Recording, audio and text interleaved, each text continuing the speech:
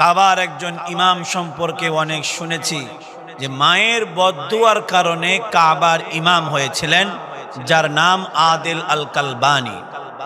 দুঃখ আর পরিতাপের বিষয়, আদিল আল কালবানি যিনি একসময় কাবার ইমাম ছিলেন, বর্তমানে উনি একজন সিনেমার নায়কের ভূমিকায় সিনেমা করছে।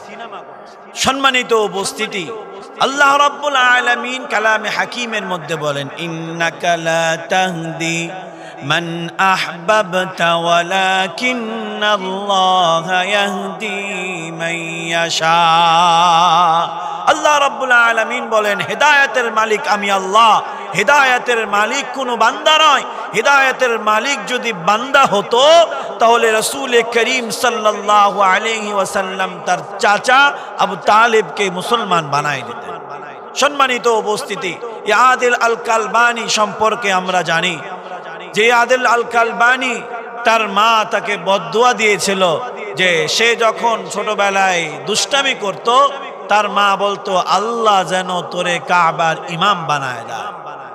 উনি কাবার ইমাম হয়েছিলেন, যিনি আজকে বর্তমানে নায়কের ভূমিকায় সিনেমা করতেছে।